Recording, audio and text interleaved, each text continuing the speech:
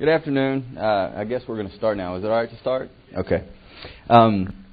We gave this talk at ShmooCon this year, and we've updated it a little bit. And designing and responding to target network attacks against the enterprise. I'm Cygnus, and this is Presmike, and we're members of the Hacker Pimps. And yes. And I have decided that I have a complete aversion to buzzwords. So if you find a buzzword or something of that nature that I can't back up with like real technical speak, then find me and I'll buy you a drink. Just one though, and it's a drink of my. And here's the catch: it's a drink of my choice. So be careful if you open your mouth. There's always a catch.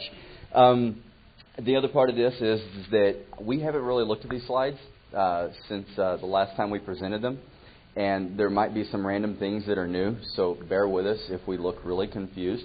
And this is not saying that we're just unmotivated, and well, okay, maybe we are, but really we're just lazy and extremely busy. So we're going to go ahead and get started. And our agenda, look at the context of what these attacks look like, the reconnaissance and design, how you start these things out. Then Presmike's going to go over the attack phase, and then I'm going to look at some defense and response to these attacks after you find out that you're pwned and there's nothing else you can do about it. And then we're going to figure out some questions. Or, no, you're going to figure out questions, and then we're going to look really confused when we try to answer them. So, this quote, everybody can read, but how does that make you feel? And one of the things that I really liked about this quote was this was sent in February of 1999 in a book called Unrestricted Warfare that was produced by two Chinese colonels. So it's no surprise that we're in the fate of where we are today. So built this nice little graph because I was looking at how the information offensive works and thought about it. And governments have a lot more leeway than the rest of us mere mortals do. And some of the things that aren't exactly illegal are very legal for them, and they have a very high impact. So this is completely about information warfare.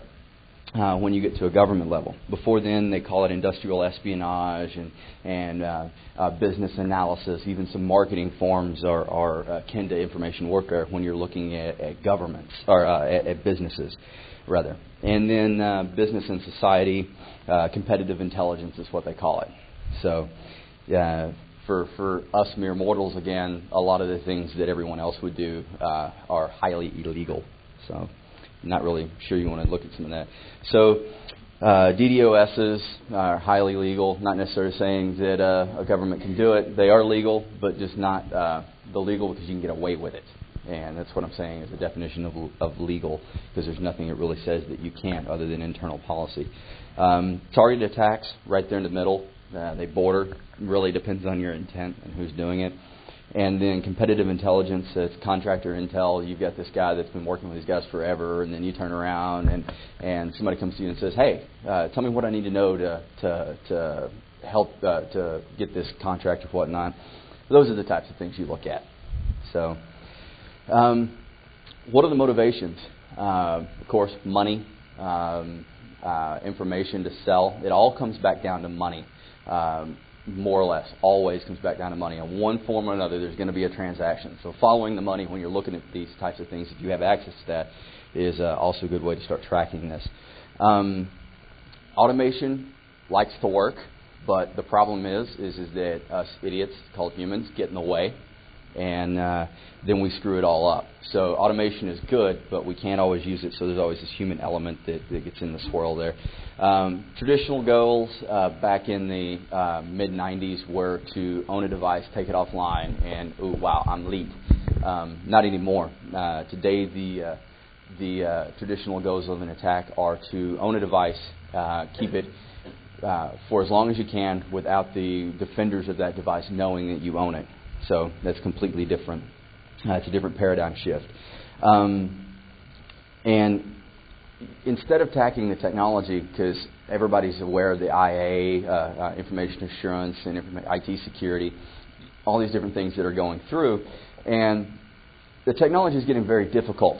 to actually breach directly. And unless you're some interesting people that get up here on stage and talk. But most of the time it's going to be more difficult because the low-hanging fruit are actually the people in the organization.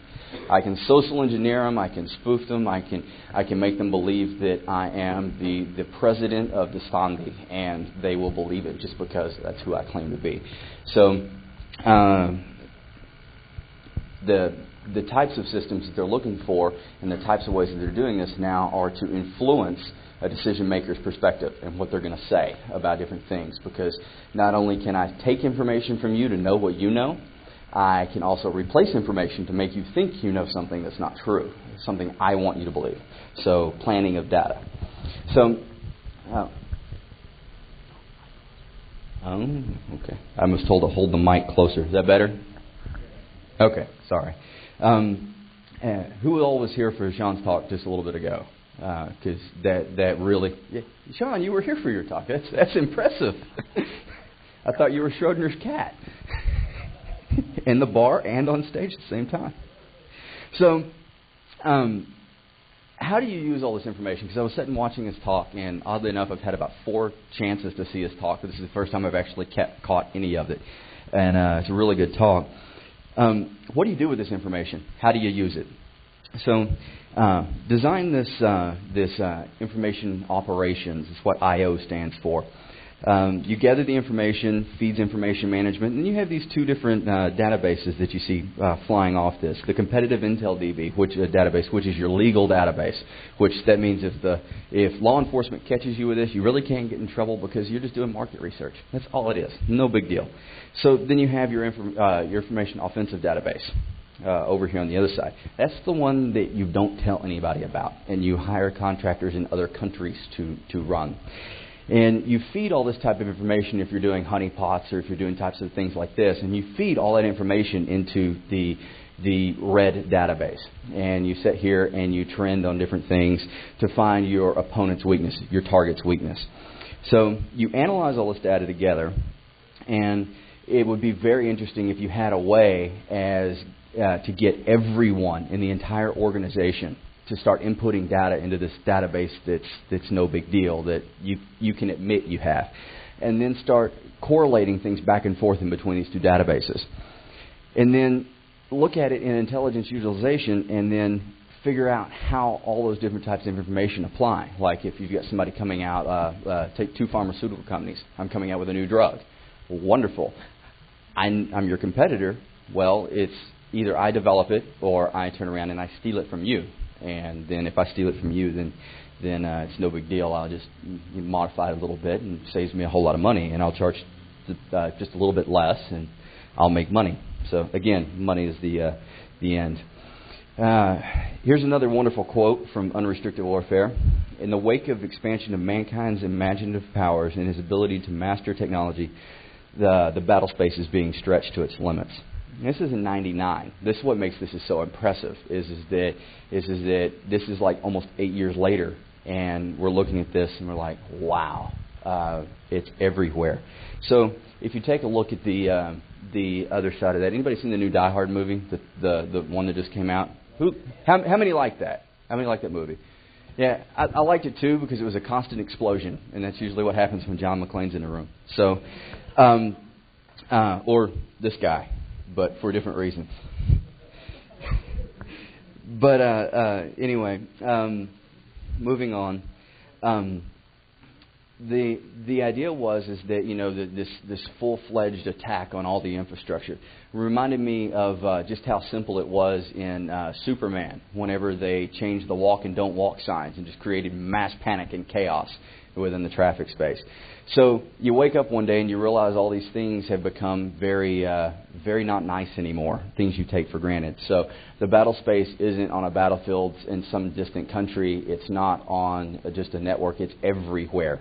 And that's what we're trying to get across. Anything can look at that. So you gather info, open source web company, FCC patents, legal filings, any of the stuff the SEC might make you file for if you're a publicly traded company, internal knowledge suppliers, IS systems. You guys know how to gather this information. Gathering the information is not difficult. It's trending it and bringing intelligence out of the information. That's the most difficult part. So if we're going to do a network operation, what is some of the planning? Well, first off, you've got to have the right goal or you're not going to get anywhere, and the right target. Is your target like massive ownage? Is your target to build? Is your target just to get this one thing? Is your target to even do more reconnaissance to figure out how you're going to launch another attack later on?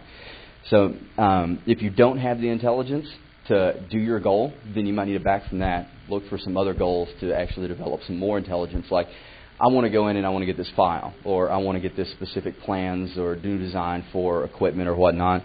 Well, I don't have enough intelligence for that, so I need to probe their network and look for things so that way I can actually build these attacks. Trade secrets, as I said, information, foothold for future attacks, attack design, who or what are you attacking, network systems they own, profiling their entire network, know their network better than their admins know their network. So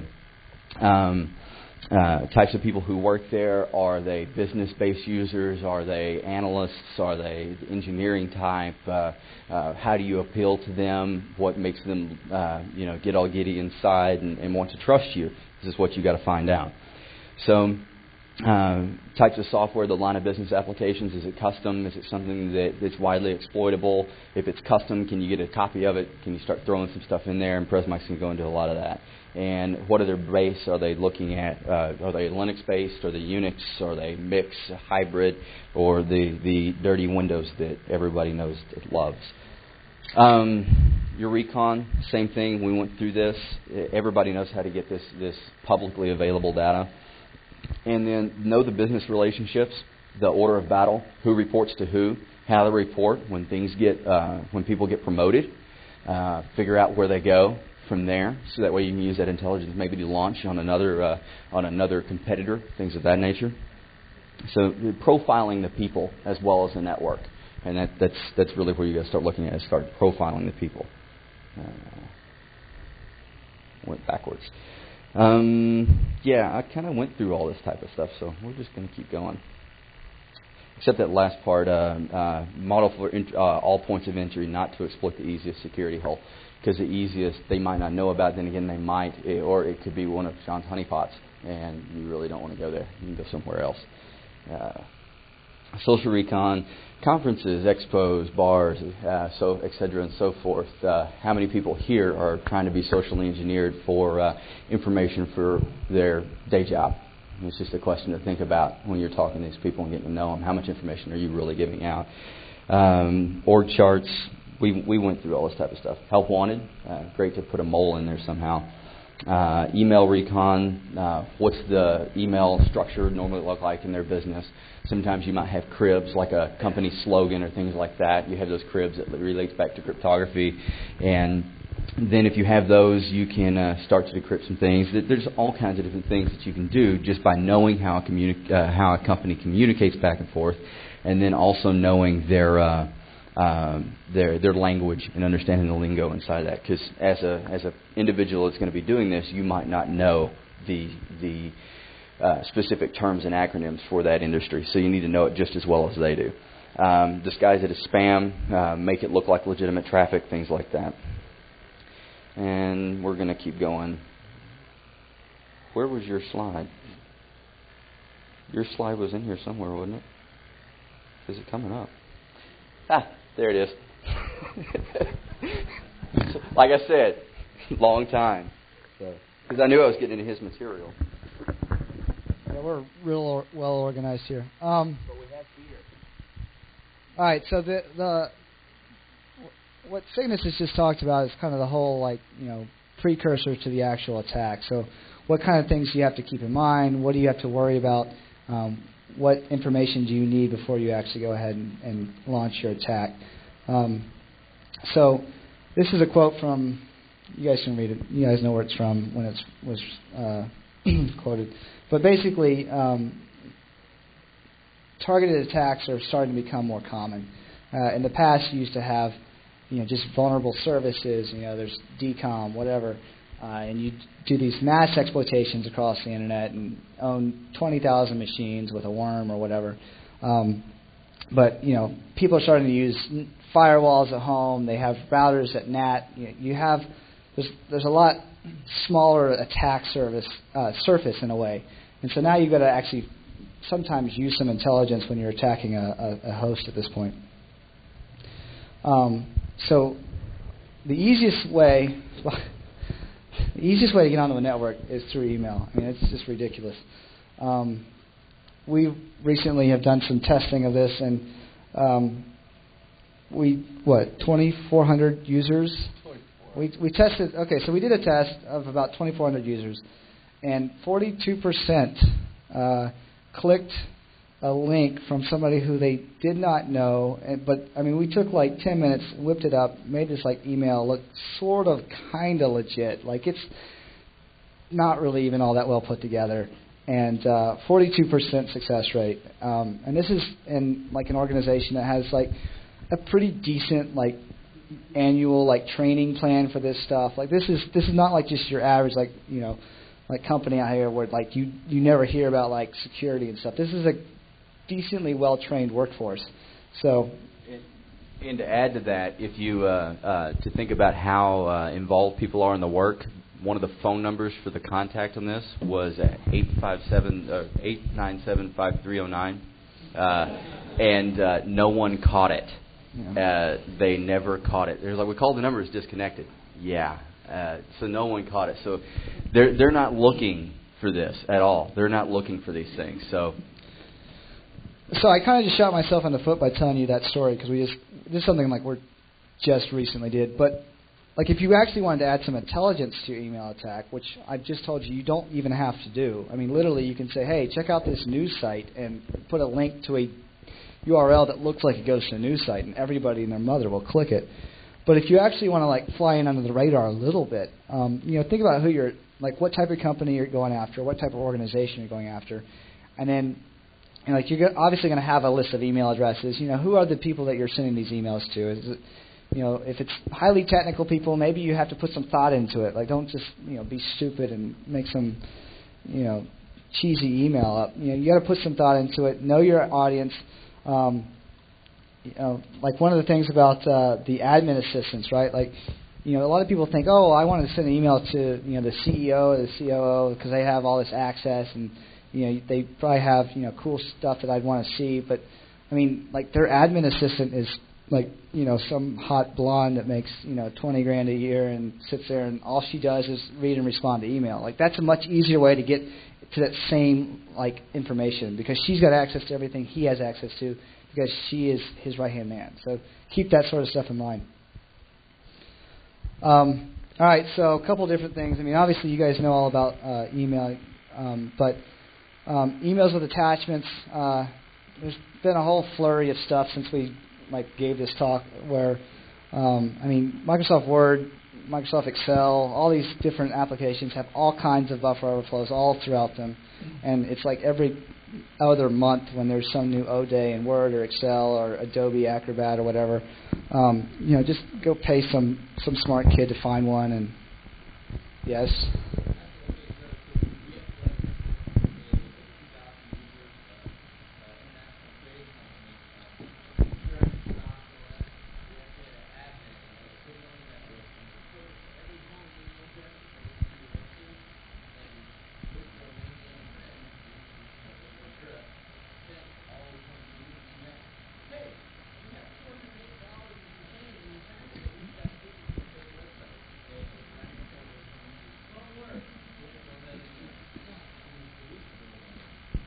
Yeah, so people are really stupid at work. I mean, that's pretty much what he just said.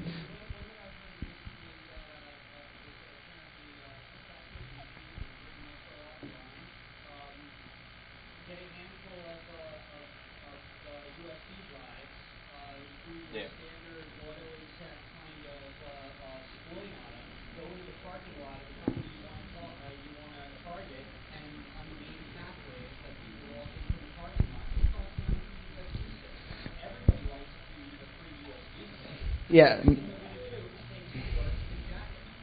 Yeah, but I'm too lazy to drive out to the company, but yeah. I mean, absolutely, that type of stuff works. I want to be able to do this for my house, though. So, but yeah, you can totally do the USB, the auto run stuff. So the emails with the attachments. I mean, that's the easiest way to get a piece of malcode on a box right now.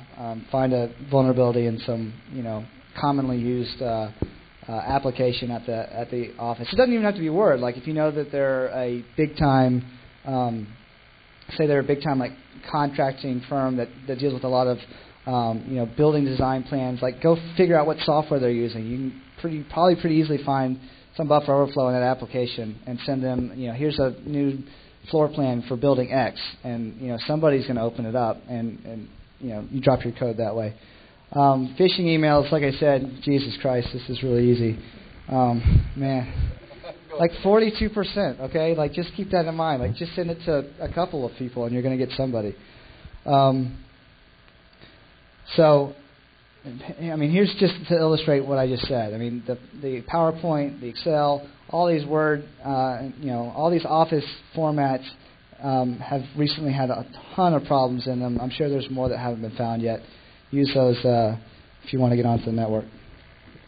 So website attacks. It's funny because I just put together a briefing for some of my management the other day, and I was going through just a bunch of like a bunch of our cases, and I would say 70-80% of the stuff that we work on is lately is website stuff. So somebody visits, such and such a website, and there's some iframe with some stupid obfuscated Java code that's triple encoded and drops some 1996 O-day on your box. It's really stupid because they go to all this trouble to obfuscate how their JavaScript drops the thing, but then they use some cheesy 96 exploit. But I mean, there's a lot of good exploits out there. There's a lot of good stuff. There's a new one in Adobe from last week, right? So instead of using some old ass exploit, use something new. And obfuscated JavaScript's a pain in the ass, and it's going to take some people some time to find it. And your IDS isn't going to stop it. So, and then, sorry, I'm reading my slides real quick. All right, so. And then just taking into account of where you're going after, right? So if you know the people, you know the audience, make your attack fit. So we have all the time where where we work, where there's some obvious places people that I work with are going to be surfing, and so if you go and you know where they're going to be surfing, you know that maybe they do research on this type of stuff. If they're a financial industry, they're going to be looking at maybe financial information. There's a couple main sites everybody in that company is going to hit. Go hack one of those sites, with some stupid, SQL injection, something easy. Billy will tell you how to do it next. So listen to Billy's talk and then use that for my talk. But go own one of these sites and then have your exploit host up there. You don't even have to trick them into going to some site that you do through a phishing email. They're just going to go there by themselves. So I keep that in mind. The financial info, this is just kind of a random idea, but maybe how a lot of companies they have their information out and they'll say, hey, we had our quarterly stock meeting and here's the stuff, and if you want to download the audio file, you can hear everything that we talked about, yada yada yada. Well, maybe your audio file requires some special codec, and it just so happens to be a Trojan backdoor. So the backdoor, talking a little bit about if you were to build your own custom backdoor, there's no need to make it a rootkit. I mean, you can if you want, but it doesn't really matter. Nobody's going to find it because you wrote it yourself, hopefully. Just make it blend in. There's a couple things to keep in mind, right? So AV is not going to detect it because you're putting it together yourself. Hopefully, you and a couple friends are just going to sit down and bang it out. So don't have to worry. You don't have to worry about AV. All you have to worry about is, what is the one or two IDS guys that work at that company going to see? What network data is this thing going to generate? And that's what you really got to worry about. So we'll go into that in a second. But timestamps are So first thing you're going to do in an instant response situation, so say somebody does find out that this box has been compromised because they finally, after 3 days, figured out your JavaScript, assholes, and they get on the box, and like if you change all the timestamps and you do a couple like little simple things, it's really going to slow down the investigation. And like depending upon what you're after, this you got to keep in mind, this is a targeted attack. This is not me building a botnet and I want it to be around for 4 months. This is, I want to get on the box and I want to steal a bunch of data and I'm leaving. Like as soon as I get on, I'm out the door in like 8 hours. And most places, like even good instant response teams, are going to have a hard time tracking down a machine in 8 hours. So, know what you're going in for. Get on the box, get your shit, and get out. Next. So communication. So here's kind of what I was talking about. The best chance that the security team at the company that you're breaking into is going to have is at the network level. So make your communications blend in. Don't do some stupid, like weird port. Don't do anything that just is completely out of profile for the network. If you want to do it through DNS, talk to Dan. He's not here. He's at TourCon because, we know why TourCon. Yeah. Anyways, use protocols that are already in use on the network. Don't do anything crazy, and maybe take advantage of like SSL and just it's encryption and you don't have to write it. So take advantage of stuff that. Hey Billy, what's up? Way to be on time. So like Google has this really cool thing called Gmail, and there's like an HTTPS version of it, and it's got this cool little like chat feature, right? So you could enable real-time communication with your backdoor through Google Chat, and it blends in. It looks like somebody's just checking their email, and it's encrypted. So there's really no good way of detecting that at network level, and that's all that you should be concerned about. So if you are wanting to keep this box owned and you're wanting to keep your piece of malware around for a little while, you'd want to add some anti-reversing stuff into it and some virtual machine detection. There's a lot of good sites out there. Use Google or click that link. And talk about how to detect, if you're running in a virtual environment or whatnot. They actually have the code there. You just like copy paste. You don't even have to do anything. So the only real alternative to that is using some obscure virtualization technology or just using like SandNets, which Joe Stewart talked about like a year and a half ago. So I have a malware guy on my team, and he does like reversing and. This shit down here at the bottom really annoys the hell out of him. So if you use your own custom packer, you encrypt your strings, and maybe you add a bunch of junk code, you're really going to drive him insane. So, like most companies aren't going to have that ability in-house. So what they're going to do is they're going to have, they're just going to ship it off to Symantec. And Symantec's got some pretty good reversers, but like I said, your goal is to be on the box for about 8 hours. So. Anything you can do to slow down the responders. Control of the backdoor. We already went into some of this, but you can have it just what we call beacon, which is just have your backdoor call out to some external something, whether it's a DNS server, and it's going to pull like a lot of the backdoors that we've seen. They don't have like this super huge like functionality. Like it's like 6 options. It's 1 through 6, and that's all that they really need to really get what they need done. So you don't have to have some crazy like instructions. Like you can do a lot of this through like really small amounts of traffic. So you can beacon out to a website and pull some command off that site, and it could be anything, right? Like. It's a regular HTML page, but your bot knows what to look for. So it could just be a value statement in Java, and that's the command and control for the bot. It could be through DNS, it could be through email. The peer-to-peer and Tor, so there's some malware out there that already does this. It's starting to be done. So you can always leverage some of that that's out there. It makes it really, really hard to track. What's that? Not yet. Not yet. So IRC, but IRC is kind of easy to detect.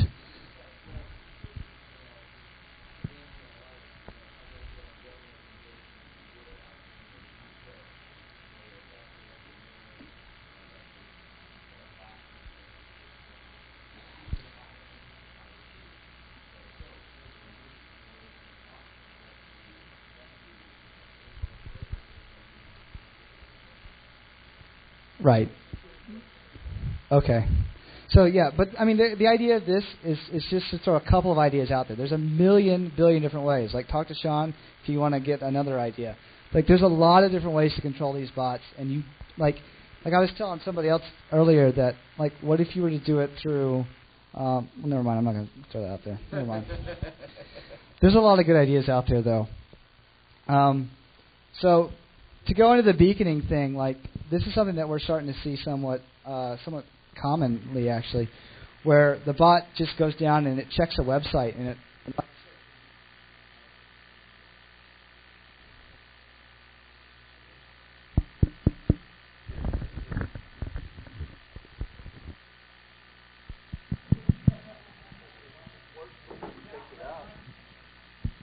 I'm the mic killer.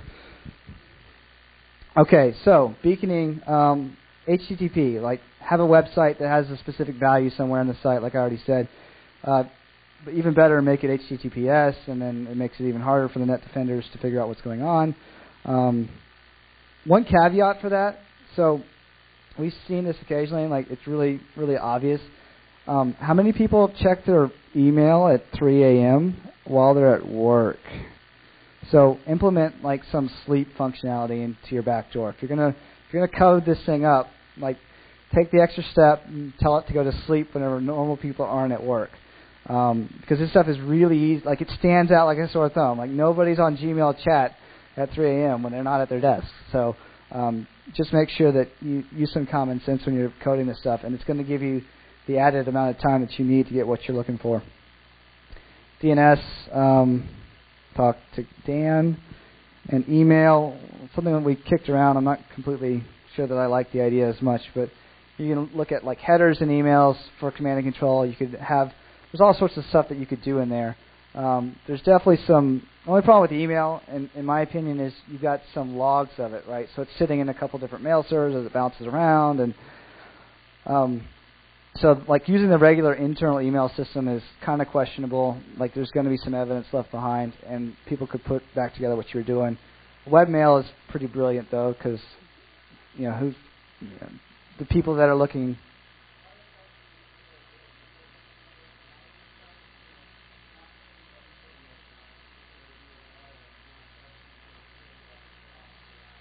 Right. Yeah. So things like that, and you can even do like value statements in these.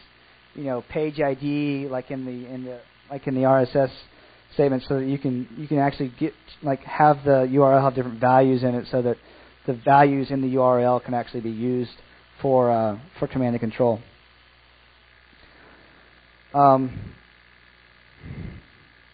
Yep, talked about that. Sorry, I got a little ahead of myself. So some of the automated stuff. So as you're building this, some functions to just keep in mind, you don't have to implement these. You don't have to implement any of these, but some of these things that might make your job a little bit easier to have, like as soon as the piece of malware drops in the box, it can go out and do a bunch of stuff, so that by the time you figure out you've owned somebody and you're connecting in, there's already a bunch of files that are either sitting around ready for you to exfiltrate off-site, or maybe they've just been emailed off as an attachment through Gmail or whatever you're using for your command and control. Basic stuff, steal information about the network that you're on. You can do some little bit of like local recon just through the commands that are built into Windows. And then looking at, trying to steal the SAM file, you want to crack the local admin password and then use it to touch all the other boxes on the network, because people are lazy and it'll probably be the same everywhere. You can do some string searches. This is kind of more the advanced stuff that we haven't really seen much of, but it wouldn't be that hard to do, is add some functionality where it just does some auto searches through files for different values. I guess we have seen some of this, but it's not that common at this point, unless it's a like World of Warcraft like login stealer, which whatever. You can always try to load up a bunch of exploits that some of the most recent exploits that you can auto own a bunch of boxes nearby, and then if you're not going to steal the password, maybe you could at least try a dictionary attack against it on the local system.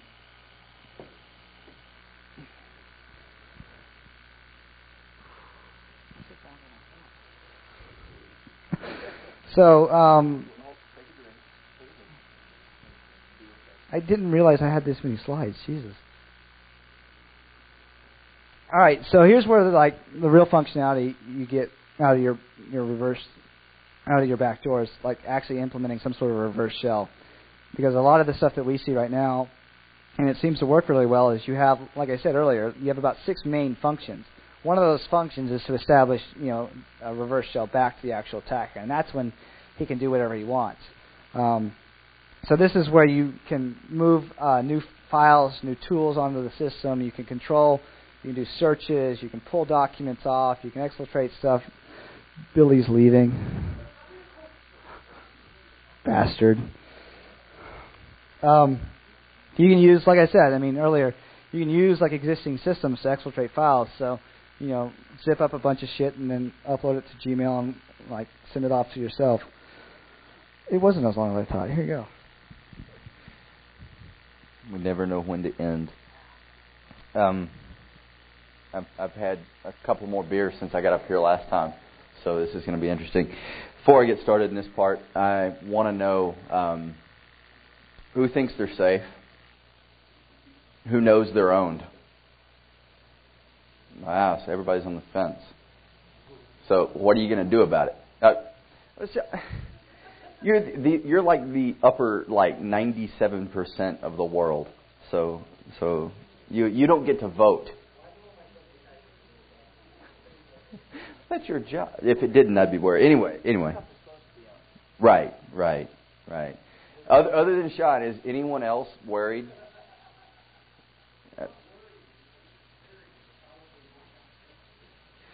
Well, the thing is, though, is that what we're saying is make sure that it's not detected.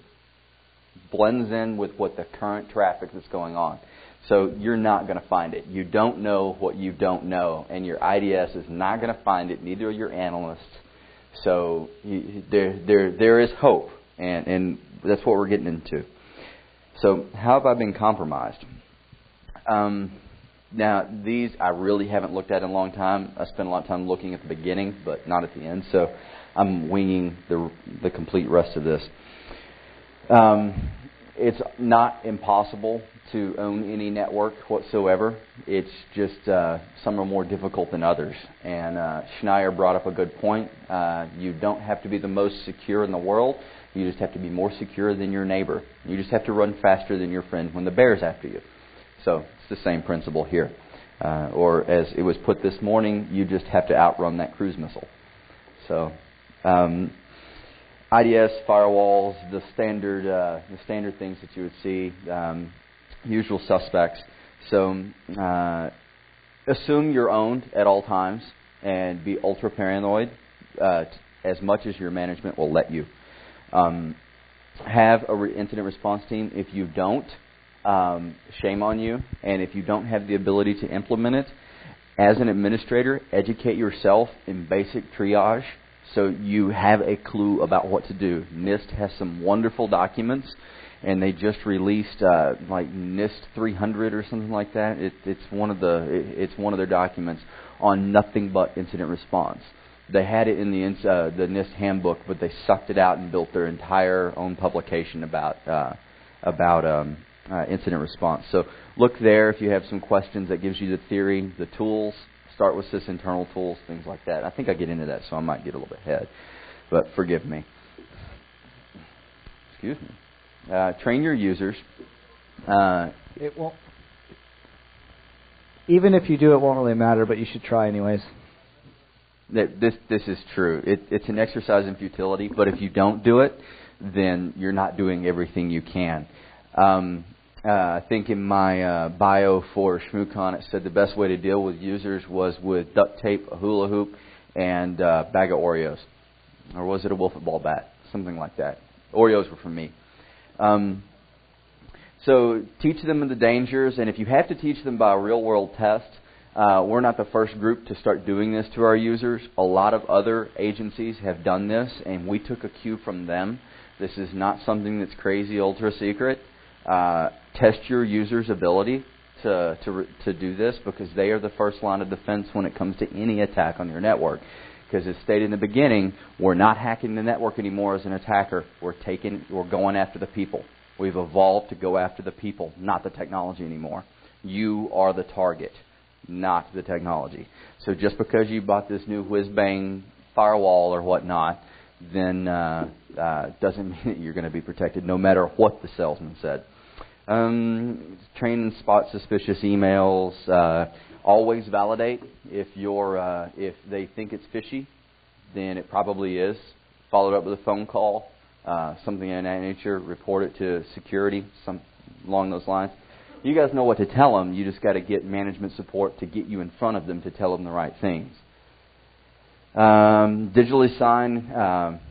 Cryptographically is a better word. Cryptographically sign emails, validate the recipients, all internals at least. Employee spoofing to each other can't, and that way it gets in the mindset of your users and your employees that if it's an internal mail that looks like it's supposed to be, then it better be signed, and if it's not, then I need to 86 it. So. Consider disallowing HTML email. I'm not saying not use Outlook. I just said get rid of HTML email. It is the bane of most people's existence. Marketing is going to fight you. HR is going to fight you. And the little secretary that's been there since she was 14 is going to fight you because she likes her flower background on her email. Get rid of it. It is nothing but a waste, and it's also going to cut down in your spam, because have you ever seen an HTML email converted down into text? No one can read it unless they're us, because it just looks like pure HTML, and no one else is going to look at it. There'll be a help desk ticket on it for you to come read it to them. Deny email that's spoofed. Not always accurate, but talk to Dan about some more DNS stuff. If you see a technology in here, and you know somebody else is an expert about it, don't ask us. Ask them. We don't claim to know it, and we learn from them as well. So real-time blacklists are really good. If you don't have AV and spam filtering, yeah, I'm sorry. Just like you have, there's absolutely nothing I can do to help you. I mean, just no. I don't even want to talk to you if you don't have that. It might not work for you, because I don't use antivirus or things like that, because I mean I deal with malware every day. It's going to destroy my work, but you need it for your users. Battle.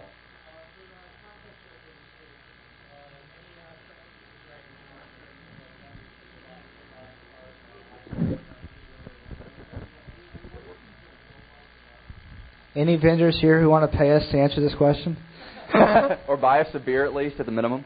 Just checking. I mean, the two out there that seem to be the most popular, Surf Control and what's Surf Control. WebSense. Thank you. Thank you. Yeah. Okay, so they're really popular together now.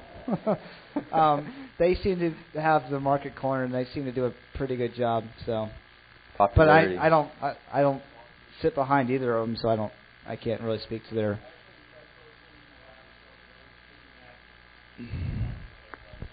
Expert, go kill.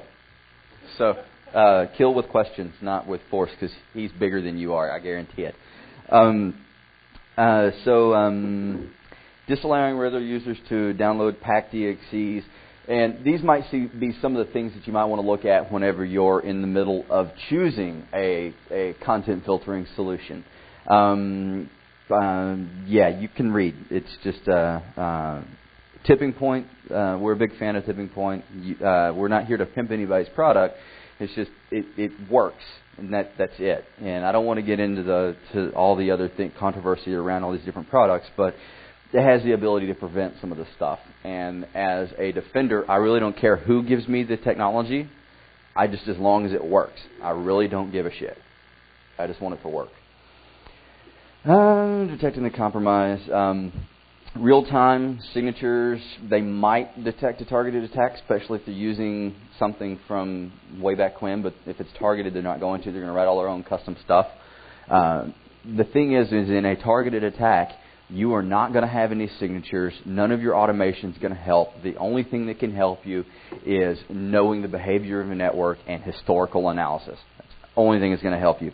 Or having users come up and tell you something's wrong. Yes?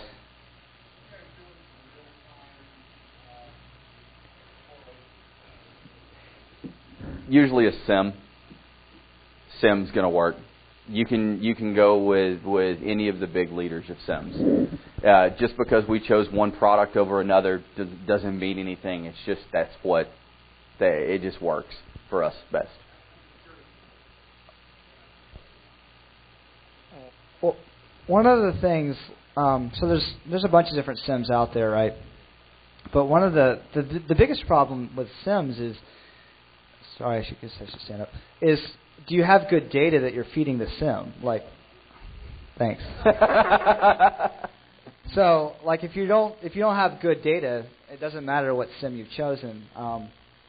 And having access to maybe every HTTP header that comes into your building or network or whatever, and having all the email headers that come in, so that you can go back and say, hey, we see that this one person received this email, and we want to know where else it went. So you can then say, oh, we can go back to the SIM. Instead of having to go to the Exchange admin and say, hey, dude, can you go through and start checking, you can actually go look in your SIM. So I don't really care what SIM you use, but having good logging at the network level really, really helps and really speeds up that process for the incident response team and the intrusion detection team or whatever.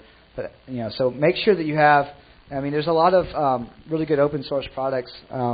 We use Bro IDS extensively. It's great. It's free, and there's all kinds of different modules for it, for DNS, for HTTP, for email, and you can capture all this stuff and then throw it into a SIM and keep it there, and then use it kind of as a network forensic tool. I mean, it's not going to have full content, but it gets you to a level where you can actually start the investigation. Network forensics sounds like a good name for a company, doesn't it?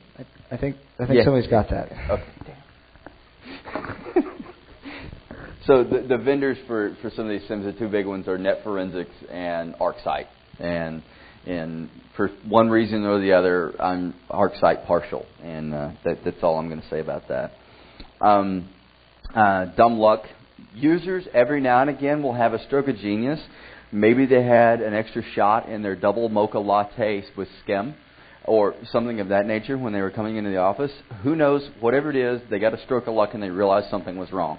And the thing is that you've got to look at as a security person or as an administrator is if you're lucky enough to just be dedicated to security. If not, as an administrator, that your people know when they see something wrong, get a hold of you to tell you what it is.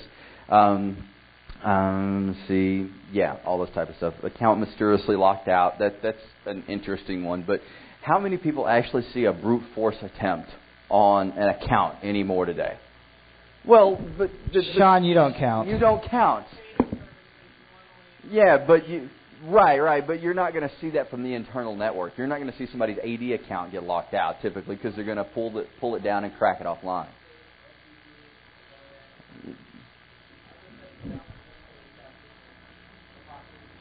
Yeah, but that's because you offered free porn.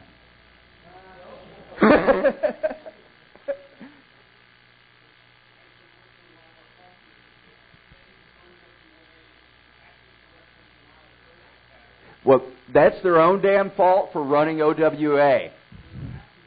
That's exactly their own damn fault. Yes, thank you. So So clean up. By the way, don't run OWA. If you do, make sure you're doing it through like Citrix or something else that's a little bit more just protected. Don't do it. Yeah, that's even better. It's just like abstain completely. It's like, be an OWA virgin. That needs to be the slogan of your IA campaign. So clean up, corporate incident response team, a CERT or CERT, emergency response. We typically shy away from the emergency response because that can mean anything, but we're looking at massive security incidents. Hey, Rattle, you got something for us? Anyway, experience counts. Make sure your people are trained the best that you possibly can, and that they get everything they need to be able to do their job, because they're the only ones that are going to be able to tell you you're owned and how to clean up for them when you're done. Time until detection is critical, things like that. So, procedures. We're going to take a couple minutes, right, because we were late starting.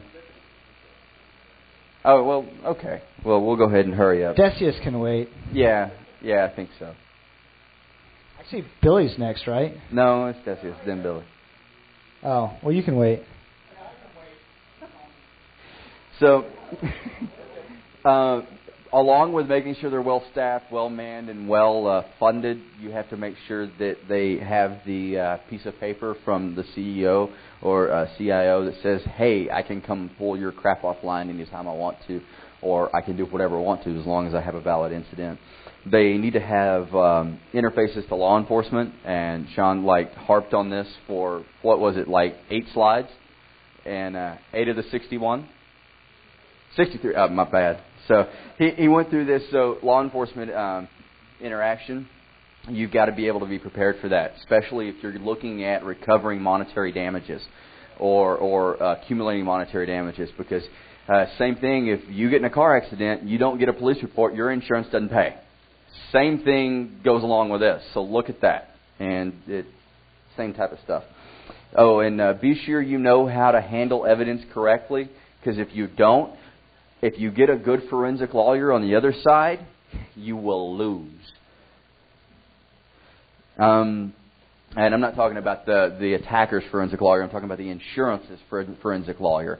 Because if you have a huge policy and you try to file on that, they might look at the way the cost of taking you to court and fighting this rather than paying it out. So just make sure everything's right, and it'll work out a lot better.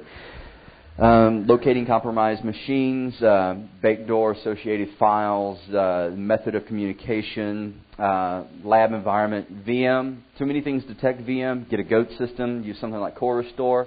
Don't know where it is? Search Core Restore. One word. Google. It's your friend. Talk to Johnny if you don't know how to use Google. Reverse engineer it. As you said, this can cause headaches. If you have reverse engineers, leave them alone. Get them what they need and leave them alone. Don't badger the reverse engineer, because they are very, very busy. Yeah, they're special people. Yeah, that's the best way to put it. They're special people. Hash the malware, and then you need to find a tool to be able to search for those hashes all across the network. Because if you know you've got the hash, then you can search for it and find your other compromised machines. Typically, though, if you see it once, you're not going to see it again. And if you so all it's going to do is protect you from that one instance, because you're never going to see a repeated attack. If you do, then that's an anomaly that you need to investigate. So there's also a cool tool called MD5 Deep, which will do. Thanks. It's funny twice. It'll do like partial hashes. So it'll go through and it'll break up the executable into chunks, or whatever you've got, and hash each chunk. So a lot of times these malware authors, what they'll do right now is they'll change a few bytes here and there, but you can actually go through and say, well, this executable is like 91% the same as this other executable. Well, that's good enough. Like, you know that you've got the same thing, and all they've done is try to change it just enough to beat a AV signature, or to beat a in-case enterprise hash value. So you can take it to the next step and really look at to see if executables are very close to each other as well. Recovery, triage, block your IPs, point of infection, at your border router. If you don't have the infrastructure set up to respond to these attacks, then shame on you, quit, go away. Set up the infrastructure first, because this is what you have to deal with. Black hole domain names, if you know that they're using dynamic DNS to a specific domain name, black hole it, get it out of your system. You can even redirect those black holes to a Sean honeynet, and that's what we're going to call it from now on. Develop IPS signatures to detect it or block it in the future, IDS to see it. If you can't develop signatures, shame on you. It's not difficult. They have all the stuff out there on their site to do it. So the hardest part is defining something in the malware you see that you can get a high positive fire rate on. That's the hardest part, is finding that one thing that's different. Patch for the exploited. Yeah, you should be doing that already. Everybody hates Patch Tuesday. Conclusions, and we have some. Difficult to detect, prevent. ODay is not necessary, but can be helpful. You don't have to have an ODay to do this. Only stupid users. And I'll say that I'll take that to my grave. Let's see. Yeah, you see this, and those are the conclusions. So there's the contact. Presmike is completely anonymous, but I don't mind giving you my email address if you have any questions. The other the other link that's down here is a podcast that went over with Information Warfare group, and something I did with them specifically about information warfare and some of the things that you see in the site today. So it's about a 15-minute thing. So it's just more into the first section. So that's all we've got. So what questions do you have? None. Okay. You done? Yeah. SIM is Security Information Manager, and the idea is you have Bro, you have like Landcope, you have. It's a big database of all your security events. So yeah. IDS traffic goes in there. Firewall logs can go in there. Your event logs from your systems can go in there. And it's all put into a database, and then you can correlate that information based on times and whatnot. The key point is that it's normalized into a certain format, so it's easily searchable, and it's easily data mined. And that's the point, is there's normalization in that, so you can work on it. So, all right. Good open source SIM. Sounds like a good project to me, not a good answer. You know of any? Does anybody know of good open source SIM? Sean, come on.